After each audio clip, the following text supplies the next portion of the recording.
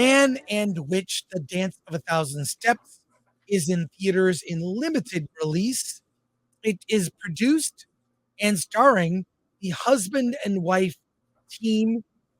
Uh, the wife in the situation was the young empress princess in the Never-Ending Story. She is now an adult, Tammy Stronach. She is the childlike empress in Never-Ending Story, a beloved 80s fantasy film. And this movie, Man and Witch, is kind of based on fantasy films of the 80s, literally trying to capture that magic. The screening I saw had a little 10-minute opener where it discussed the behind the scenes of it.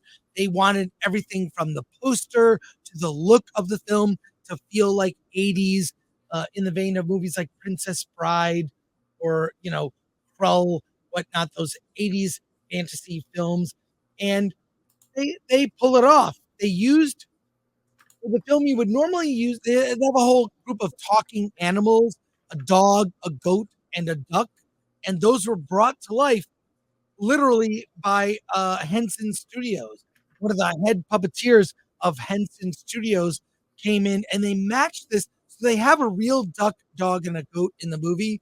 But for the scenes where they talk, they don't use digital effects. They use puppets and they are lifelike.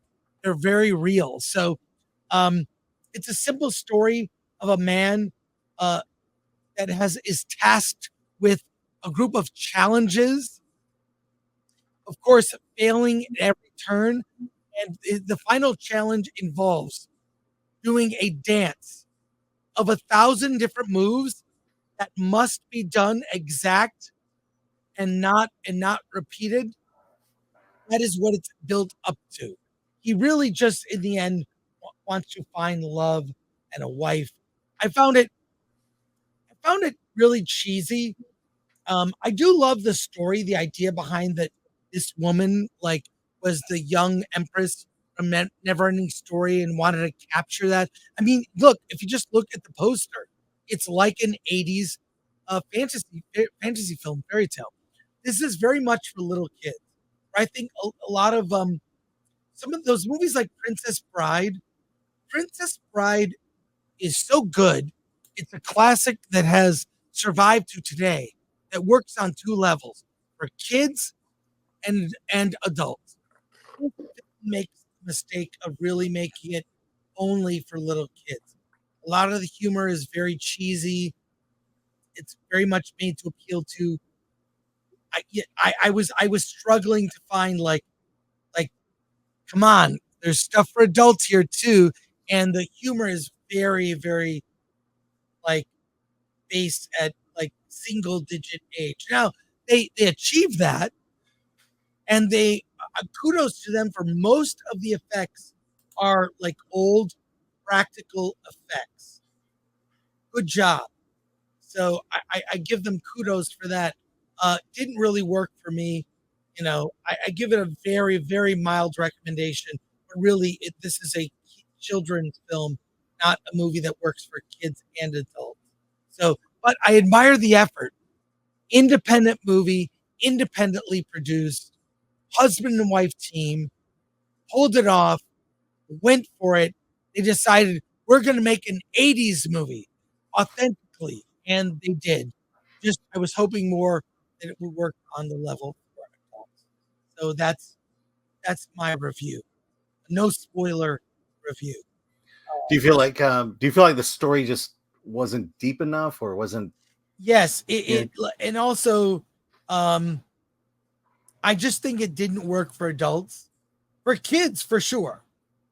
But even then it might be like a little long or a little whatever. I thought the production quality was a little low in some instances. I felt like it needed more expanse. They could have used more digital effects to pump it up. The puppets were the best part because they were so like, whoa, they really use like they match a dog and then the dog is talking and then the dog is running. That's the dog.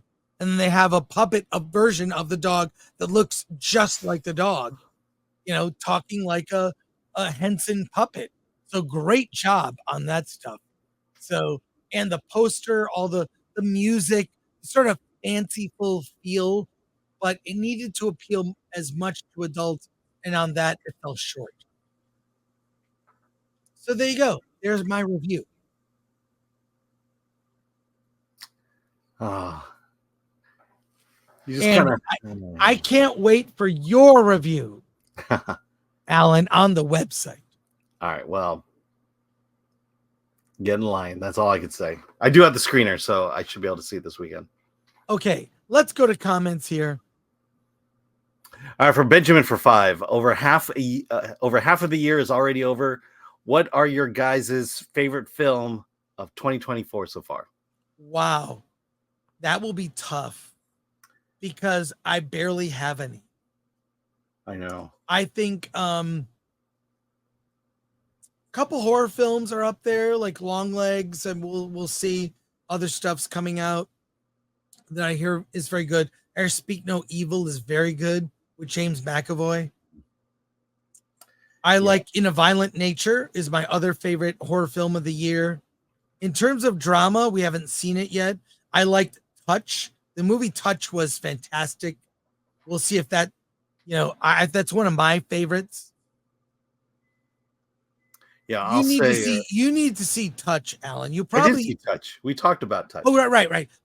It may be a contender end of the year for foreign film. So Yeah, I Touch think so. was good. Deadpool and Wolverine in terms of blockbusters, it's one of my favorites. Yep.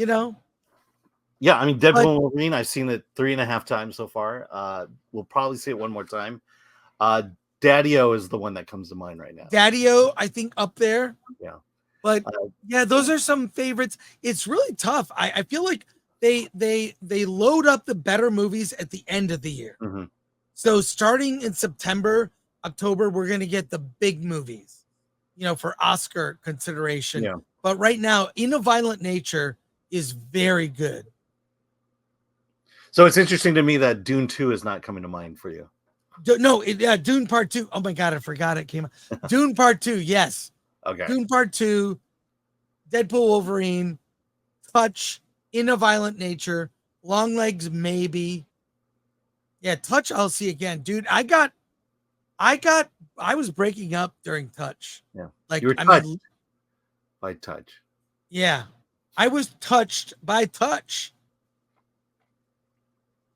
At Coffee Table, yes. Oh man, no. Yes. No. Yes. No. Look, I'm not gonna pull a Babylon and put it on my worst list, but no, Coffee Table is not on my list.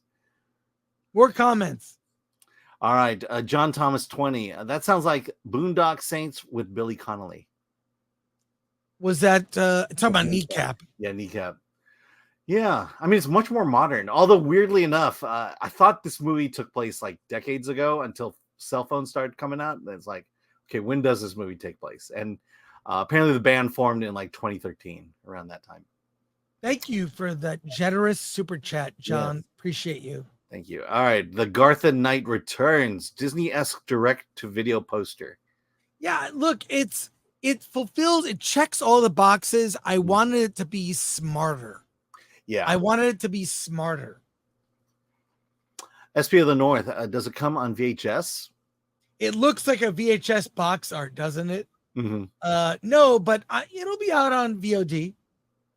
Yeah. Sons and Shadows. Is it a dance-off? It's a dance-off. Yeah, that's the end. It's a dance thing. So were you impressed by the 1,000 steps? Was the dancing good? It's fun. It's ridiculous. It's meant to be ridiculous. Okay. Wait, let me say this one. Okay. From Benjamin. Inconceivable.